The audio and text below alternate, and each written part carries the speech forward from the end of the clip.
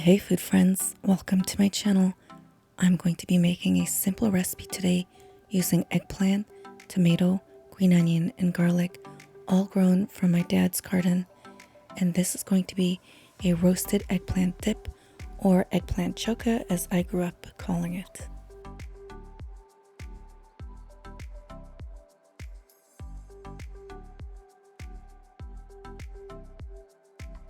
I'll be using 3 small to medium-sized eggplants, a bunch of green onions, a couple of medium-sized tomatoes, and a lot of garlic. I'm using a baking sheet with parchment paper on it. I'm putting some slits in my eggplants, and these pockets will be filled with slices of raw garlic so they can roast together and infuse the eggplants. This is how I grew up with my parents making it. Slice your garlic cloves into threes, and we're going to use 4 to 5 garlic cloves for this.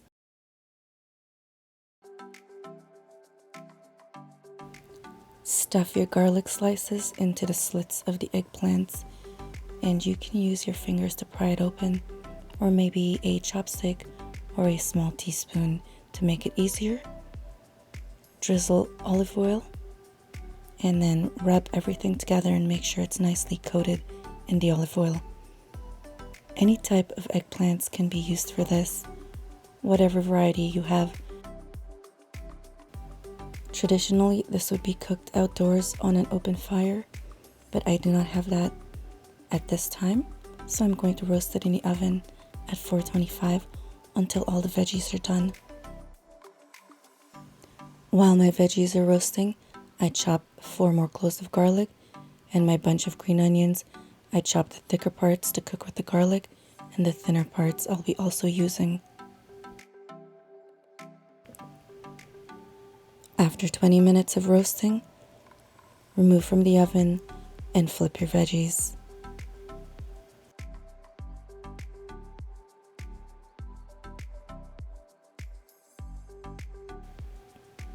I removed the baby cherry tomatoes because I didn't want them to melt away, and then I removed my 2 medium tomatoes. You don't need to use the cherry tomatoes, I just had them and wanted to use them. After another 10 minutes, I'm going to flip these eggplants again, try to get all 4 sides done, and I realized the little one was really soft, so I took it out because it's completely cooked, and that garlic's nice and roasted and infused. It smells amazing. I'm going to eat it. At this time, you can remove the skins from the tomatoes, and if you don't like doing it when it's hot, you can wait till everything has cooled down and then continue to follow this recipe. Also remove the top core part where it's hard.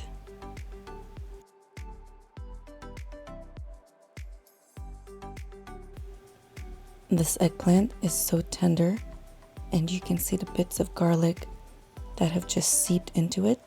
So I'm just going to remove the flesh, and I did realize a spoon is actually much better for this. Be sure to remove any skins as it can be tough.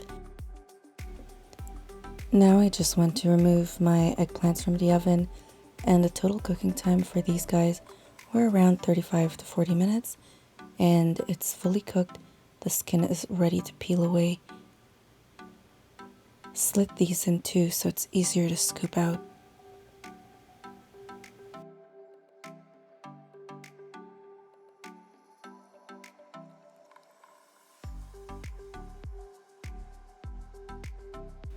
And you'll notice I'm just doing everything in one dish because I don't want to make a mess.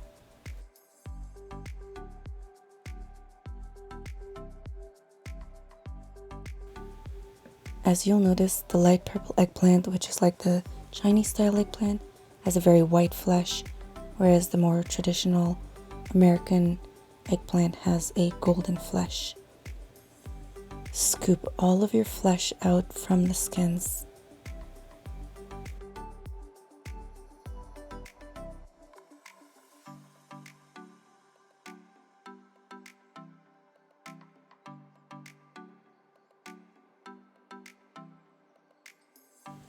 This is how you know you've cleaned the skin really well. There's nothing left, no waste.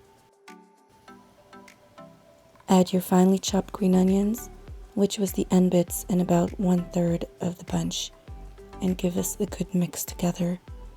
The flesh of the tomato is so beautiful, and while it is not necessary to use tomato in this dish, it is commonly used. You could just use eggplants and the other ingredients. I did add some salt to taste and gave it a good mix, and now I just want to put it in a clean bowl.